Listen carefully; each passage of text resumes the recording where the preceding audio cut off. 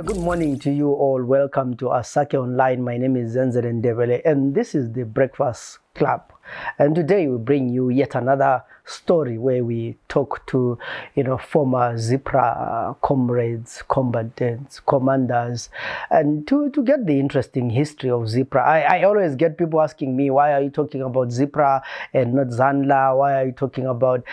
There's one reason why I'm talking about ZPRA and spending so much time looking for these ZPRA comrades is because their history has been ignored for a long time. As a student of history in school, I did history from Form 1 up to A level, and I hardly knew many of the ZPRA people that I'm always talked about. I just knew the history of Lobengula, Mziriga, Neanda, and then a lot about Zanla. So I had taken it upon myself to educate the young generation about the struggles of our fathers and our grandfathers so that they are not forgotten in the books of history. And we also have to acknowledge the role that they played in liberating Zimbabwe. And today in the program, we'll be talking to retired Major Irvine a.k.a Sibhona.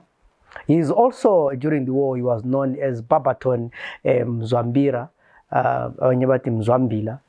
He's a former front commander, the Southern Front. Barbeton is also an author. He has written a book. Some of you might have known or read the book. It's called Nation Born of Violence, ZPRA Struggle Against Rhodesia in Alliance with ANC's Mkhonto Wesizwe. He tells me he has 2 more books in production. So it is always exciting. It's always good that we get our comrades to write history, because I've seen that over the years history has been rewritten by the victors and those who have the means to produce the knowledge. But if they can also write their stories, I think it will be good. We about 2-3 years ago, I think around 2018, we had an interview with Barbeton, but then we were focusing more on his book. And over the years, I've talked to him on many issues. We've agreed on some, we've disagreed on others. And today, I want to focus more on a lot of structural and organizational issues, more than where he trained and all these kind of things, because we know he has told us a lot about his training in Tanzania, Morogoro, and today we want to focus on Barbeton as the commander, Barbeton in the Southern Front, Barbeton with looking at the history of ZPRA and looking back, reflecting what went wrong, what went right. I hope we are going to have a very open discussion. Welcome to the program. Thank you very much. I know I've given an elaborate introduction about what you do, but mainly, like I said, that our focus, I want us to look at some of the issues that people usually avoid. And I want to start with something that is in your book. If you look at just the introduction and you talk about the metamorphosis of the Zapu, ZPRA crisis, and you say ZPRA was unable to structure field operations to win the war, And I find that quite interesting. And to say ultimately, it has to do with, although ZPRA was a good army, it had good command structures, it could have surprised the Rhodesian government and won early independence. What's your idea behind this statement? The idea is simple, based on let me explain the metamorphosis aspect of things. First, all I meant is that ZPRA was built in different stages, and in all those stages that it was built in, at some point there was the first one would have been probably sabotage. Then it was not ZPRA, but it was Special Affairs. Later, when the Special Affairs improved from what its objectives were, first the objectives would have been the sabotage of the Rhodesian government, sabotaging infrastructure and so on. But as time went by, there was need to actually create an army a proper military established type of an army. And that was done. But as everybody well knows, that there was something like, the wonky battles of the 1967 and so on. So after the 1967, they also discovered that they had made a mistake by sending in big units. So the metamorphosis, I meant reborn, rebirth, and continuous going back as would happen with insects. But the crisis that came by in the 70s also changed and shifted the balance of what was meant to be, or what turned out to be ZPRA later at a date, say 1971. The problem is the progress that was being made. One, assuming that in 1967, if that success had been followed up, probably at the same rate as had happened, one would have seen probably a more formidable kind of,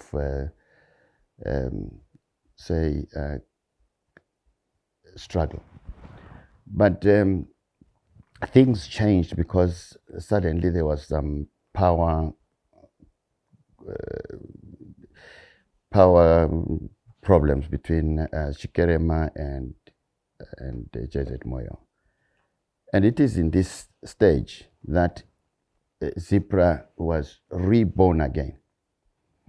Whether it was reborn for the success or not, but at that time, probably in my own assertion, it would have been already too late, because if it had been in the 1967, followed the 1967 actions, it would have probably been better. But then we started again at a different stage. I recall at that time, probably people who started were only a few guerrillas, about 9. And those 9 guerrillas were able to close the Rhodesian border. A good success. But when you look back again, there were other things that pulled it back. So in mentioning the crisis, there was always a crisis that brought it back to square one step further, 2 steps backwards, and so on, continuously up until its independence. Yeah, so you say there are some mistakes that were done by the political and the command elements of ZPRA and Zapu that could have been avoided. Yeah, do you have any in mind to say these are some of the mistakes that led to probably ZPRA not winning the war? Firstly, going back to 1967, the biggest mistake was that at that time, though it was called Special Affairs, it was more of a political body than a military. Though they were pretty well trained, but it was controlled by the civilian body. And as a result, it was not really an army, or call it a rat-task type of an army. I'm sure people like Boko would not agree with me when I say that kind of statement. But the truth is, while they were well trained and ready to fight, it could not be followed up. And soon, because of political interference by the politicians and direct involvement of the politicians in the affairs of the military. In fact, that is what actually created the rebirth of ZPRA, because ZPRA was created to actually avoid the influence of the civilians into the military affairs. And that's how Alfred Nikita was appointed to run the army completely without any influence from outside. So in your view, one of the mistakes, or you call them the catastrophic mistakes, was the alliance between ANC and the Special Affairs. Yet in many people's eyes, that was the beginning of things, and up to now we talk about this cooperation as one of the achievements. Well, it was a greatest mistake. I think there was a little oversight in not even, there was some little, I think people forgot one thing, that bringing in ANC into the scene as early as 1967 would bring South African Army into. I don't know who the politicians were. They made a fatal mistake in assessing this, because while ANC had the alliance with Zapu, actually, I don't think the alliance was actually on black and white. But at the same time, the ANC wanted to pass by, because there wasn't any way of going to fight in their struggle in South Africa. So they asked Zapu to actually help if they could go cross with them. And they did. But in doing so, brought in the South African army into the scene, which now became difficult. To me, it's a fatal mistake, because the South African army at that time, though they brought in a lesser military outfit, they brought in, so I'm told, the South African police, but it wasn't really South African police. Let me put it down as the military. And it deployed all the way from Plumtree up to Failure. So you now were fighting the Rhodesian army and the South African army. And it would have been much better if ZPRA had fought the Rhodesians, because they were either going to treat it as just some little insurgency and nothing more than that, that kind of thing, and they would not have invited the South African army. Inviting the South African army also influenced the political scene. If you go further into 1994 or 95, when Nkomo was released from prison, the South Africans were now able to be players in our affairs. Foster was now able to influence Smith to accept certain talks, and at some point, he would give him military equipment and things like that. So if all this thing had not happened, I'm not suggesting that the ANC should not have been brought, but as early as 1967, it was a catastrophic mistake at that time. So the other thing that I find interesting is that you say ZPRA's fast development did not necessarily translate to efficiency. No. Yeah. Why do you say so? I'm saying so. The first development of ZPRA, let me start as when it starts in 1972. The influence it had on the political scene was so great that people did not notice at that time, or even the Smith government did not notice at that time, that ZPRA did not actually have a strong army. It only had a very few guerrillas. For instance, if I may give you an example of the closure of the border in 1973, the closure was only done because only a group of 9 guerrillas effectively fought, and Mangena, who was the commander, would bundle them into a Land Rover, put them up into another different front, move them up the next week and the next 2 days and everybody believed that the ZPRA had a big army, and yet we had very few people. Let's look at it this way. The ZPRA growth only came by after 1976. In fact, it was a forced growth, if I may say. The forced growth in the sense that we, similarly like ZANU had done in 1972, ZANU had adopted children from school. And it became good news, big news worldwide that ZANU had taken people in St. Albert's. ZPRA did the same in 1976 or 77. It did the same in adopting children in Manama. Some of them today we have been foreign ministers and whatnot, and they excelled in their lives. Some were in Teguane, they're doctors and etc.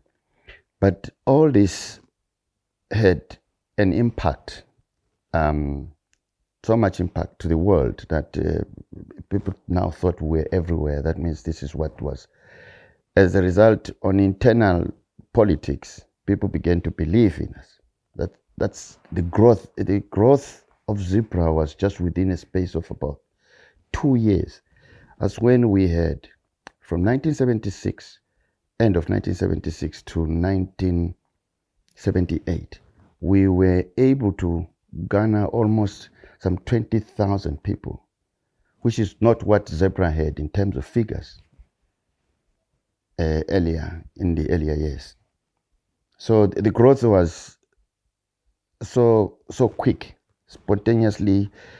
I don't know what to say, because they have, in fact, similarly with ZANU as well, I think. But in ZPRA's case, we had smaller numbers before, very, very small numbers. And after the crisis, we were almost crippled completely. But the growth was so very quick thereafter. So when you finished training, where are you deployed? When I finished training, I was sent to Mozambique. It was one of the most interesting periods, in the sense that when the leaders had been released from prison, they all flooded into Zambia, and everybody else, including Muzorewa, including Kerema, and everybody else was involved with their own political parties. And suddenly, we were told that there had been some unification of some kind, and we were told we were going to be going to Mozambique. I don't think anything was explained to anybody in any way, in the exception that we knew that Nkomo and other leaders wanted to unify. In fact, there was a time when there was how could I say? There was a time when the leaders actually visited military camps, all the leaders visiting military camps, and in the exception of Mugabe, because at that time, Mugabe left and went to Mozambique, or hadn't left. And at the time when he left to Mozambique, there was this commotion in ZANU, in which they did not want their leader. And I don't know who had, whatever that Tole was a sellout or something like that. So the outside cadres who were in Mukagau and other military camps suddenly didn't want their leader. And there was another problem that arose over the arrest of the leadership of ZANU, especially the military, ZANLA in particular. So then, in the process, I suppose it must have been Nkomo trying to rescue ZANU and wanting at the same time the unification of the people of Zimbabwe. It may have contributed to this creation of going to Mozambique, which was now termed ZIPA, Zimbabwe People's Army. And we were taken to Dar es Salaam and flown to Tete. And that was probably around 1975. Mozambique had attained its independence in June 25. And it was probably around 4 or 5 months after that this creation of ZIPA and deployment started immediately shortly after that. I was there, flown by December of 1975, flown into Tete. And then that's when we realized for the first time that we were in a different setup than what we always knew. So you get to Mozambique. How is the situation? What happens? Do you cooperate? What? Completely shocking. You are just getting off the plane and you get into a hangar, a big, huge hangar, and you have a deputy minister of defense of Mozambique. He was called Mapote. And Mapote comes up and he says there's no more political parties, and something that you never heard back a few days ago. You never heard anything like that. And he says there's no more. Now this time you are going to be soldiers. Your job is to fight. You're going to be fighting and not fighting for politicians. You're fighting for yourselves. You are the people who are going to be ruling. And you can't argue when the defense minister is talking. And suddenly we are taken out of the hangar and we are put in a, and there was this big shock. I mean, a shock, because we didn't expect, we expected some trained personnel all lined up, all in good uniform and so on. And suddenly we had about over 1,000 people all on parade and all sloganeering and basi na nkomo, basi na dumbu. I said, what's this now? Dumbu Guru and all. I said, what's this now? And there's one could have understood it in a different way, because since ZANU no longer had any leadership at that time, because there was a contest, the leadership was being contested. Sithole had been thrown out. He was also making a claim, and there wasn't anyone else on the scene. The military at that time, a man like Tongogara had been in jail, and the rest of his administration had been jailed in Zambia for the death of Chitepo, for other criminal activities that had taken place in Zambia. So who was in charge? In ZANU, the only person who had been in charge is Nongo. And he came in front of us, and we are lined up here. We are a contingent of a very small, we'll call it a small army, smartly well dressed in some rice uniform and so on. But of course, there's no guns here this time. There aren't guns. We're just soldiers. And Dongo comes in, walks up in front, and all slogan now is Pamberine ZANU, and here you are. And now you are also. So are you saying Pamberine ZANU as well? No. we are not, but we are shocked. Completely shell shocked. We are amongst the 1,000 people, and they are all. You can imagine the noise of 1,000 people, and all singing this song. I'll never forget this song. Chitepo akafa chitaura, and wakafa vachitaura, and it was shocking. I mean, it's shocking.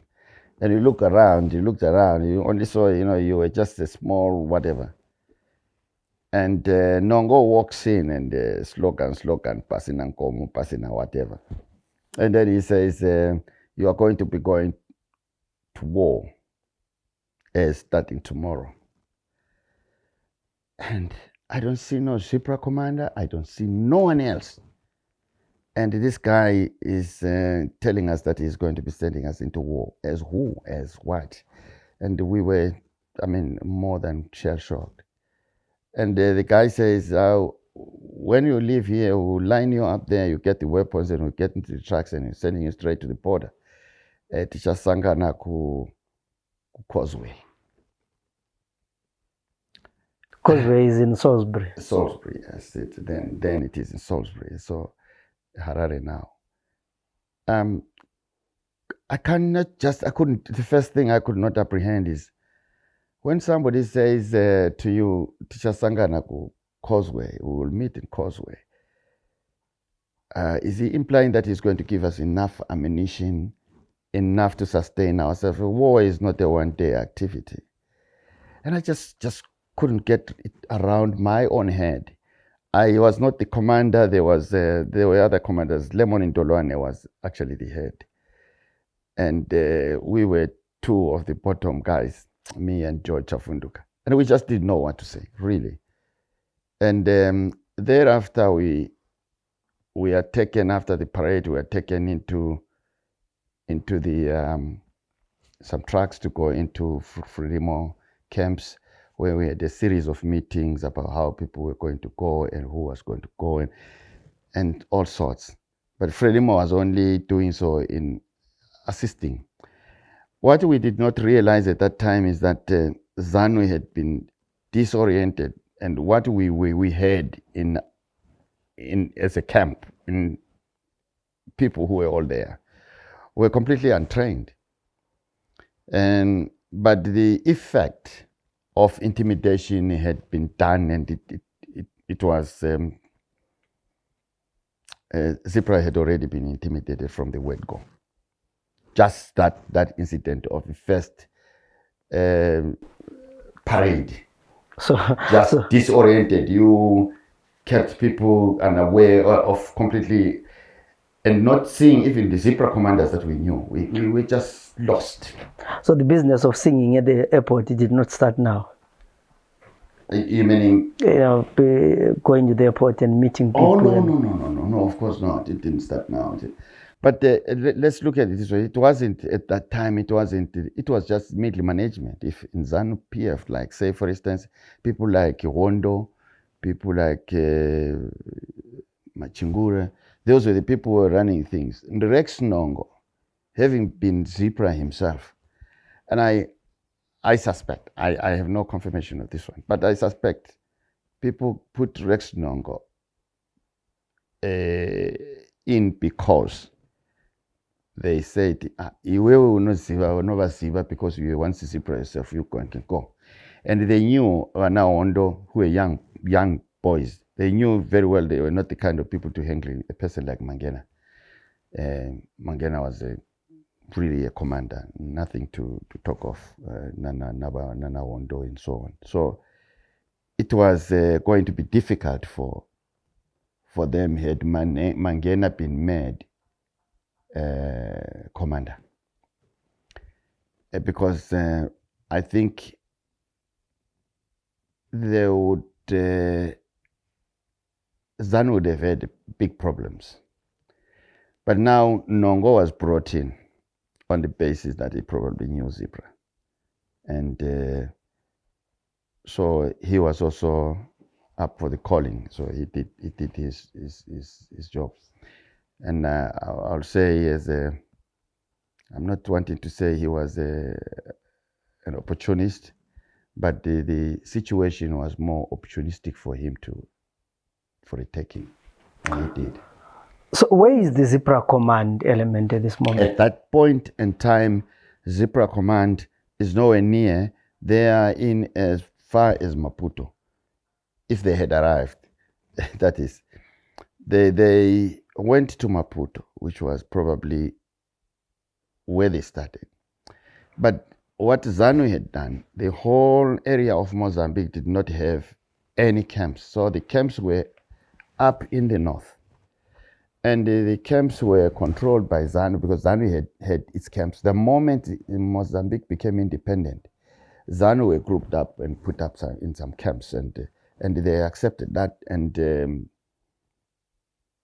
just like when we came here ourselves, we had all these assembly points and so on. So they were put up.